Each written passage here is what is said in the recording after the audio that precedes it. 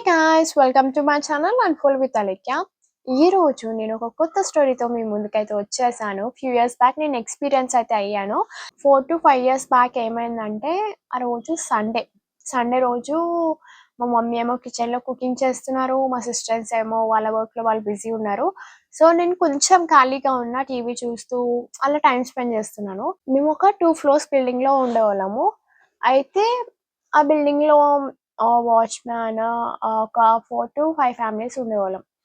ఏమైందంటే ఆ రోజు సడన్‌గా మా ఇంటి బెల్ అయితే రింగ్ అయింది. ఎవరా అని చూద్దామంటే అందరూ బిజీగా ఉన్నారు కదా అని నేనేం చేశాను, నేను ఒక్కదాన్ని ఖాళీగా ఉన్నా కదా అని ఎళ్లి డోర్ ఓపెన్ చేస్తున్నా. ఓపెన్ చేస్తుంటే మా ఇంటి పక్కన ఒక ఫ్యామిలీ ఉండేవాళ్ళు. అమ్మమ్మ, తాతయ్య ఇంకా వైఫ్ అండ్ హస్బెండ్స్ ఉండేవాళ్ళు. సో నేను మా డోర్‌కి ఒక హోల్ ఉంటుంది. అంటే బయట ఎవరైనా వస్తే చూడడానికైతే ఒక హోల్ ఉంటుంది. సో నేను చూసా. పక్కన అమ్మమ్మ కనిపిస్తున్నారు. ఇంకొక అతను ఒక అన్‌నోన్ పర్సన్ లాగానే ఉన్నారు. ఎవరా అని చూస్తున్నా. ఓపెన్ చేద్దామంటే ఫస్ట్ థింగ్ ఏంటంటే, మా డోర్ ఓపెన్ చేద్దామంటే ఫస్ట్ మా ఇంట్లో పెట్టుంటుంది. సో ఎవరన్నా బెల్ కొట్టారంటే డోర్‌కి నాకన్నా ముందు ఉంటుందది. నేను చూస్తా అన్నట్టు ఫస్ట్ అది అలర్ట్ అయిపోతుంది చాలా. ఎవరొచ్చారు, ఒక రిలేటివ్స్ అయినా, ఫ్యామిలీ మెంబర్స్ అయినా, ఎవ్వరైనా గానీ ఫస్ట్ అది ఉంటుంది. సో ఏమైంది, నాకన్నా ముందు అదుంది. డోర్ ఇలా తీస్తే బయటకెళ్ళిపోతుంది. వెంటనే బయటకెళ్ళిపోయి వాళ్ళ మీదకి ఎక్కేస్తుంది. ఎవరెవరు ఒక ఫ్యామిలీ మెంబర్ అయినా గానీ, నేనైనా గానీ, మా చుట్టాలైనా, తెలియని వాళ్ళైనా ఫస్ట్ ఏం చేస్తుందంటే వాళ్ళ మీదకెళ్ళిపోతుంది. కరవదు. బట్ వాళ్ళ దగ్గరికెళ్ళి స్మెల్ అవన్నీ సెన్స్ చేస్తది. నేనేం చేసినా అంటే ఎవరో వచ్చారు కదా అని నేనేం చేశాను, దాన్ని లోపల బెడ్‌రూమ్‌లోకెళ్ళి తీసుకెళ్ళి అక్కడ పెట్టేసి ఆ డోర్ లాక్ చేసి అప్పుడు నేను మళ్ళీ ఎళ్లి డోర్ ఓపెన్ చేశా. ఓపెన్ చేస్తే ఏమైంది, పక్కన అమ్మమ్మ ఉన్నారు. పక్కన అమ్మమ్మ, ఇంకొక పర్సన్ ఉన్నారు. అతనెప్పుడు చూడలేదు. ఉంటే వాళ్ళిద్దరు మాట్లాడుకుంటున్నారు. అయితే నేనెళ్ళాను బయటకెళ్ళి మా డోర్ ఉంటుంది కదా! ఎంట్రన్స్ డోర్ లాక్ చేసి బయట నుంచి. అంటే మా పెట్ సడెన్‌గా మా చెల్లి వాళ్ళు బెడ్‌రూమ్ డోర్ తీసినా కూడా బయటకొచ్చేస్తుంది డైరెక్ట్. సో నేను సేఫ్టీకి ఏం చేశానంటే మా బయట డోర్ కూడా, ఎంట్రన్స్ డోర్ కూడా లాక్ ఏసి బయటకెళ్ళా. ఎళ్ళాక ఏమైంది, మా పక్కింటి అమ్మమ్మ మాట్లాడుతున్నారు. ఎవరో కావాలంట అమ్మ, ఏదో పేరు చెప్తున్నారు విను అంటే, అతనేం చెప్పాడు, సాయి వాళ్ళు ఇక్కడ ఉండేవాళ్ళంటే, సాయా? సాయి ఎవరంటే, అప్పుడు గ్రౌండ్ ఫ్లోర్‌లో మాకు తెలిసిన అతని పేరు సాయి. అంటే వాళ్ళ అబ్బాయి పేరు. సో నేనేమనుకున్నా వాళ్ళేమో అనుకోని వాళ్ళెప్పుడో ఎళ్ళిపోయారు. ఖాళీ చేసి ఇక్కడ ఉండట్లేదు. వేరే సైడ్ ఎక్కడో ఉంటున్నారంటే, "ఆ! వాళ్ళతో పనుందమ్మా. వాళ్ళతో పనుంది కాబట్టే వాళ్ళని కలవడానికొచ్చాను" అని అన్నారు. అవునా! కానీ వాళ్ళెక్కడుంటున్నారో మాకు తెలీదు. సో వాళ్ళిక్కడ ఉండట్లేదంటే, "మీరెక్కడి నుంచి" అంటే, "మేము వైజాగ్" అని అన్నాడు. ఓకే. వైజాగ్ అయితే మీరిక్కడికెందుకొచ్చారంటే, వాళ్ళని కలవడానికి, వాళ్ళు మా రిలేటివ్స్ అని చెప్పిండు. సరే కదా అని ఓకే అని అన్నా. నాకు తెలీదు వాళ్ళెక్కడుంటున్నారో అని చెప్పేసా. మా అమ్మాయి సాయి చైతన్య కాలేజ్‌లో చదువుతుంది. మా అబ్బాయేమో సో అండ్ సో కాలేజ్ పేరు చెప్పాడు. ఓకే. అవునా! సరే, సరే అని వింటున్నా.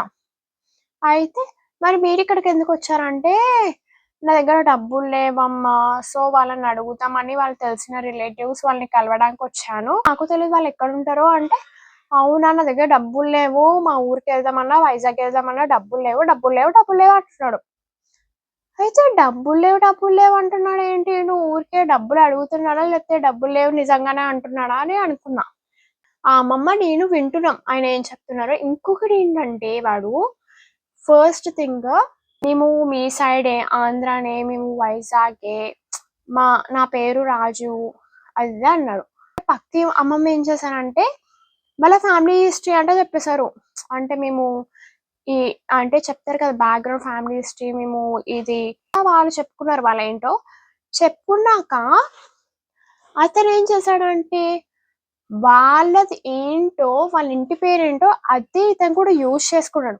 మేము కూడా మీ సైడే, మేము కూడా అటు సైడే ఉంటాము, మేము మీకు చుట్టాలవుతాము అని యూజ్ చేసుకున్నాడు. యూజ్ చేసుకున్నాక ఏమైంది, ఇంకా ఆ అమ్మమ్మ ఫుల్లుగా బ్లైండ్‌గా నమ్మేశారు. ఆవిడకి ఒక 60+ ఉంటాయి ఏజ్. ఇంకా కూడా అమ్మమ్మ నమ్మారు కదా అనే బ్లైండ్‌తో నేను నమ్మేసా. అయితే తర్వాత అవన్నీ ఫ్యామిలీ, మేము ఇటు సైడే, మేము మీకు చుట్టాలవుతాము అదంతా సోది చెప్పాడు. సోది చెప్పాక నేనేం చేశాను, అతనేమన్నాడు, "నీ దగ్గర ఒక 200 ఉన్నాయమ్మా, మేము బస్ టికెట్ బుక్ చేసుకొని ఎళ్ళిపోతా" అన్నాడు. అయితే నేనేం చేశాను కొంచెం అంటే అంత ఆలోచించట్లే. నేనేంటంటే ఓకే. అయ్యో! పాపం హెల్ప్ చేద్దాంలే అన్నదట్టు సరే 200 అడుగుతున్నారు కదా! వాళ్ళ ఇంటికెళ్ళిపోతారు కదా! మళ్ళీ వాళ్ళ చిల్డ్రన్స్ వెయిట్ చేస్తూ ఉంటారు. వాళ్ళ ఫ్యామిలీకి తెలీదు అదని అనుకున్నా. లోపలికొచ్చి మా మమ్మీకి చెప్పా. అమ్మ ఇలా సో అండ్ సో పర్సన్ వచ్చాడు. మనీ అడుగుతున్నాడు అంటే, ఎవరు? ఎవరు? అంటే మా మమ్మీ బయటకెళ్ళింది. మా మమ్మీ వంట చేసే బిజీలో ఉంది. నేనెళ్ళి ఆ డబ్బులు అడిగేసరికి ఇంకా మధ్యలో ఎవరైనా డిస్టర్బ్ చేస్తే ఎవరికైనా చిరాకొస్తది కదా! ఏం చేసింది ఎవరు డబ్బులు అడుగుతున్నారని బయటకెళ్ళింది. బయటకెళ్ళాక మా మమ్మీ అతను కొంచెం దగ్గరికెళ్ళి నుంచుంది. మా మమ్మీకి స్మెల్ సెన్సింగ్ వచ్చింది. స్మెల్ వస్తుంది. ఏదో డిఫరెంట్ టైప్ ఆఫ్ స్మెల్ వస్తుంది అతని దగ్గర నుంచి. ఇంకోటేంటంటే నేను మాట్లాడేటప్పుడు నాకు లైట్‌గా స్మెల్ వచ్చింది. కానీ నేనేంటంటే అతని కన్సర్న్ గురించి ఆలోచిస్తున్నా గానీ, అతని దగ్గర ఏ వాసన వస్తున్నాయో, అతని బట్టలు చూడడానికి బానే ఉన్నాయి. బట్ స్మెల్లింగ్ అవన్నీ నేను సెన్స్ చేయలేదు. మా మమ్మీ స్మెల్ అనేది సెన్స్ చేసింది. అయితే లోపలికొచ్చింది. అమ్మ మనీ ఇచ్చేయమ్మా 200 కదా! ఇచ్చేసి ఎళ్ళిపోతాడు అదే అన్నా. అయితే "ఏ ఇచ్చేయి పో ఏం మాట్లాడుతున్నావు అసలు నువ్వు ఎందుకు బయటికెళ్ళావు? అతనితో ఎందుకు మాట్లాడుతున్నావు?" అది అని తిట్టింది. "అది కాదమ్మా పక్కన డోర్ కొట్టారు. ఈయన ఏదో అడుగుతున్నారు. మీకేమైనా తెలుసా అని అడుగుతున్నారు. సో, నేను కూడా ఎళ్లి కనుక్కుంటున్న డీటెయిల్స్" అంటే "నువ్వు ఎందుకెళ్ళావు ఫస్ట్ బయటకి? అసలు ఎవరో తెలియని వాళ్ళొస్తే నువ్వు ఎందుకెళ్ళావు బయటకి?" అని మా మమ్మీ తిట్టడం స్టార్ట్ చేసింది. అంటే పేరెంట్స్ అన్నాక భయమేస్తది కదా! అంటే గోల్డ్ ఇయర్ రింగ్స్ ఉన్నాయి. చైన్ ఉంది. సో మా మమ్మీ ఏంటంటే, ఒకవేళ నాకు తెలియకుండా మా మమ్మీ లోపలున్నారు కాబట్టి నాకేమైనా అయిపోయి ఉంటే అతను చైన్ అన్నా, ఇయర్ రింగ్స్ అన్నా లాక్కొని ఎళ్ళిపోతే ఎవరు రెస్పాన్సిబిలిటీ అనే థాట్‌తో, భయంతో, ఒక కేర్‌తో చాలా భయపడిపోయింది. "నువ్వెందుకెళ్ళావు? నువ్వెందుకెళ్ళావు?" అని తిట్టడం స్టార్ట్ చేసింది. 200 అడుగుతున్నాడు ఇచ్చా అంటే, అంది "అసలు నేను డబ్బులియ్యను. నువ్వు ఇంట్లో నుంచి బయటకెళ్తే మామూలుగుండదు" అని తిట్టింది. డోర్ లాకేస్తుంది. పక్కనేమో ఇంకా మాట్లాడుతున్నారసల. నేను అంటే ఆ హోల్ నుంచి చూస్తున్నా. డోర్ హోల్ నుంచి చూస్తున్నా. చూస్తుంటే ఆయన ఇంకా మాట్లాడి ఎళ్ళిపోయారు. తర్వాత ఏమని తెలిసింది, అతనొక తాగుబోతోడు అండ్ పక్కన 2, 3 బిల్డింగ్స్‌లో కూడా ఎళ్లి ఇట్లనే స్టోరీ చెప్పి, ఇలానే డబ్బులు తీసుకున్నాడంట. ఇంకొకటేంటంటే మా బిల్డింగ్‌లో వాచ్‌మెన్ వాళ్ళు సరిగ్గా వర్క్ చేయరసల.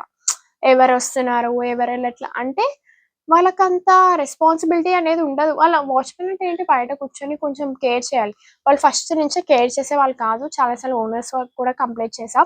అయినా కేర్ చేసేవాళ్ళు. మేము లైట్ తీసుకున్నాం. మీలో ఎంత చెప్పినా వేస్టే కేర్ చేయరని. అయితే తర్వాత మేము వాచ్‌మెన్ దగ్గరికెళ్ళి ఇలా సో అండ్ సో పర్సన్స్ వస్తున్నారు. పైకి చెక్ చేసుకోండి. మీరు చెక్ చేయాలి కదా! ఎవరెవరు వస్తున్నారో అని మా మమ్మీ తిట్టింది. బాగా తిట్టింది.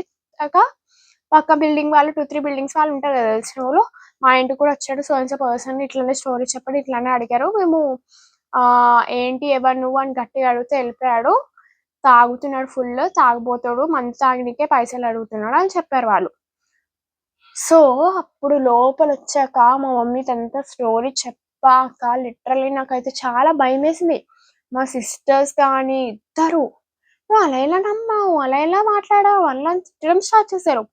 మీరు ఇక్కడ ఏంటంటే సిట్యుయేషన్ తను ఇంతలా మాటలు చెప్పాడంటే నాకు జీవించేసాడతను. ఎలాగా? నా దగ్గర పైసలేవు అంటే వాళ్ళ ఫ్యామిలీ సెంటిమెంట్‌ని వాడాడు. వాళ్ళ చిల్డ్రన్ సెంటిమెంట్ వాళ్ళిక్కడ చదువుకుంటున్నారు. వాళ్ళని కలవడానికొస్తున్నాను. నా దగ్గర పైసలు లేవు. ఆ సెంటిమెంట్ వాడాడు. ఇంకొక సెంటిమెంట్ ఏంటంటే మేము మీ సైడే ఆంధ్ర సైడే మీ చుట్టాలాగానే అది అని సెంటిమెంట్ వాడాడు. సో, ఆ సెంటిమెంట్ వాడేసరికి మరేంటి ముందేంటంటే ఒక తెలిసినోళ్ళు కదా! హెల్ప్ చేద్దామనే థాటొస్తది. అంటే తెలిసినోళ్ళే కదా! మన తెలుగోళ్ళే కదా! మన ఆంధ్రోళ్ళే కదా! ఇప్పుడు ఎవరైనా మన తెలంగాణలో గూడా మన తెలంగాణోడే కదా! హెల్ప్ చేద్దాం అది ఇది అని ఉంటది కదా! కొంచెం అయితే సెంటిమెంట్ అయితే ఉంటుంది కదా! ఆ సెంటిమెంట్‌తోనే నేనేం చేశా అంటే, పాపం అంకుల్ వాళ్ళ పిల్లలు కోసం వచ్చాడు. ఇట్లా స్టక్ అయిపోయాడు అని ఆ ఆలోచనలో నేనేం చేశాను హెల్ప్ చేద్దామని చూసా. కానీ ఇక్కడేంటంటే అతను మొత్తానికైతే దొంగతనం చేయడానికే వచ్చాడు. చైన్ అవన్నీ లాక్కొని వెళ్దామనుకున్నాడు. కానీ అతనికి ఏంటంటే, ఎలా చేయాలో అర్థం కాలే ఆ సిట్యుయేషన్‌లో. మార్నింగ్ కదా! సో, ఎలా చేయాలో అర్థం కాక ఇంకా డైలమాలో పడిపోయి ఇంకా మా మమ్మీ ఎళ్లి గట్టిగా కొంచెం మాట్లాడేసరికి ఎళ్ళిపోయాడు. ఆ సిట్యుయేషన్ ఇప్పటికి ఊహించుకుంటే, ఒకవేళ మా మమ్మీ రాకపోయుంటే, మా మమ్మీ ఆ పనిలోనే వంట పనిలోనే ఉంటే బయటకి రాకపోయుంటే నేనేమైపోయేదాన్నో, లేకపోతే వాడేం చేసేవాడో అని భయమేసేది. చాలా అంటే గోల్డ్ చైన్ ఉంది. చైన్ లాగేసుకొని ఏం చేసాడో చెప్పలేము. అంత భయమేసింది ఆ సిట్యుయేషన్ తలుచుకుంటే. ఇదేంటంటే మనకు తెలిసిన ఒక అవేర్‌నెస్ చెప్పడానికి అంటే నేను ఫేస్ చేసిన థింగ్ మీరు కూడా ఇట్లా స్టోరీ విన్నారనుకోండి. ఇప్పుడు అన్నోన్ పర్సన్స్ వస్తారు. సో అండ్ సో స్టోరీస్ చెప్తారు. మీరు కూడా ఇలా నమ్మకుండా ఉండడానికి నేను ఈ స్టోరీ అయితే చెప్తున్నాను. ఇదొక అవేర్‌నెస్ లాగా. ఆ టైంకి మా మమ్మీ వచ్చి కాపాడింది. లిటరల్లీ నేనైతే చాలా థాంక్‌ఫుల్‌గా ఉంటాను. ఈ సిట్యుయేషన్ అయితే నేనైతే ఫేస్ చేశాను. This is the situation 4-5 years back అయితే సిట్యుయేషన్ ఫేస్ చేశాను. అంటే నాకేం అర్థమైందంటే తర్వాత చాలా జాగ్రత్తగా ఉండాలి. చాలామందొచ్చి చాలా మంచి మాటలు చెప్తారు. చాలా కలిసిపోవడానికి ట్రై చేస్తారు. బట్ మనం మాత్రం పిచ్చి మొహాలేసుకొని నమ్మేసి వాళ్ళతోనే క్లోజ్‌గా ఉండి, వాళ్ళతో మాట్లాడి, వాళ్ళతో కలిసిపోతే తర్వాత రిస్కొచ్చేది మనకే అనేది అనిపిచ్చింది. తర్వాతేంటంటే ఎవ్వరొచ్చి మాట్లాడినా కూడా నాకు భయమేసేది. ఒక 2-3 మంత్స్ వరకు ఎవరి దగ్గరికెళ్లి మాట్లాడాలన్నా, బయటెక్కడికైనా ఎళ్తాం ఏమన్నా అడ్రెస్ అన్నా, మేము కొన్ని కొన్ని థింగ్స్ అడుగుతాం కదా! ఎళ్లి అడగాలా? వాళ్ళేమైనా వచ్చి అడిగినా నాకు తెలీదని భయపడిపోయేదాన్ని. అంత 2-3 మంత్స్ అట్లనే ఫేస్ చేశా. తర్వాత నేర్చుకున్నాను. మీరు కూడా ఇట్లాంటి సిట్యుయేషన్స్ ఏమన్నా ఫేస్ చేసారా? ఫేస్ చేస్తే నాకు కామెంట్ సెక్షన్‌లో అయితే కామెంట్ చేయండి. నేను తెలుసుకుంటాను. అండ్ ఒక అవేర్‌నెస్ లాగా కూడా పక్క వాళ్ళకి కూడా ఒక అవేర్‌నెస్ అనేది క్రియేట్ అవుతుంది. మీరు కనుక ఈ వీడియో నచ్చినట్టయితే లైక్ చేయండి, షేర్ చేయండి, సబ్స్క్రైబ్ చేయడం మాత్రం మర్చిపోకండి. Until then bye bye.